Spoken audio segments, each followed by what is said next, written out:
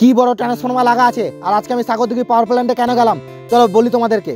রাধে রাধে বন্ধুরা, চলে এসেছি নতুন একটা কাজের ব্লগ ভিডিও নিয়ে। তো সকালবেলা ঘুম থেকে উঠে রেডি হয়ে হেলমেট পরে বেরিয়ে গেলাম বাইক নিয়ে কাজে যাওয়ার জন্য।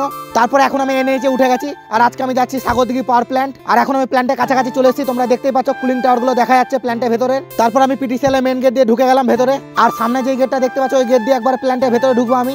তারপরে বাইক পার্কিং এ বাইকটাকে রেখে দিলাম। তারপরে এখন যাচ্ছি আমি জিএম অফিসের ভেতরে, কারণ ওখানে আমার গেট পাস হবে ভেতরে যাওয়ার জন্য। আর এটা হচ্ছে জিএম বিল্ডিং। এখন আমি লিফটের কাছে দাঁড়িয়ে আছি উপরে যাওয়ার জন্য। ফাইনালি আমি পৌঁছে গেলাম 3rd ফ্লোরে। এদিকে স্যার গেট পাসের জন্য ফর্ম ফিল আপ করছে আমার। তারপরে স্যারের রুমে ঢুকে গেলাম গেট পাসের জন্য। আর এদিকে স্যার কথা বলছে ভেতরে ঢুকার গেট পাস করার জন্য স্যারের সাথে। আর এটা হচ্ছে জিএম বিল্ডিং এর ভেতরের দিকে। তারপর আমি নিচে চলে এলাম আবার। আর এখন আমি জিএম বিল্ডিং এর বাইরে চলে এসেছি। আর তোমরা একবার ঝর্ণাটা দেখো। আর এখন আমি চলে এসেছি পিটিসিএল মেন গেটের কাছে। আর এখানে দেখতে পাচ্ছ গেট পাসের জন্য কি হারে ভিড় জমে আছে লেবারদের। এইদিকে স্যার আমাকে ঢোকানোর জন্য কথা বলছে মেন গেটে। আর আমি দাঁড়িয়ে দাঁড়িয়ে ভিডিও বানাচ্ছি, কারণ আমি জানি না আজকে কি আছে যে এত ভিড় লেগে আছে লেবারদের ভেতরে ঢোকার জন্য। ফাইনালি আমার গেট পাস হয়ে গেছে আর আমি ভেতরে ঢুকে গেছি। তারপরে স্যারের বাইকে বসে গেছি, কারণ এখান থেকে আমার সাইডটা 2.5 কিলোমিটার দূরে। আর আমার সব থেকে ভালো লাগে পিটিসিএল এর ভেতরে বাইকে করে যেতে।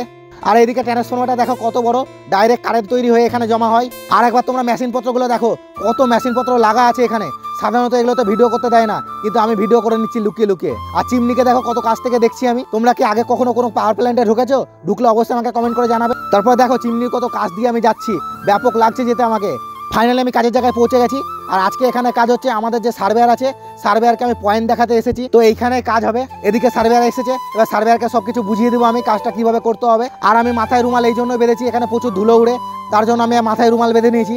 এদিকে সবকে কাজ বুঝিয়ে দিলাম আমি। তারপর আবার সবাই মিলে অফিসের দিকে চলে আসলাম। আর এই যে দেখতে পাচ্ছ এগুলো হচ্ছে সাইলো, এর মধ্যে ফ্লায়ার্স ভরা আছে। তো ফাইনালি আমার সব বুঝানো হয়ে গেছে।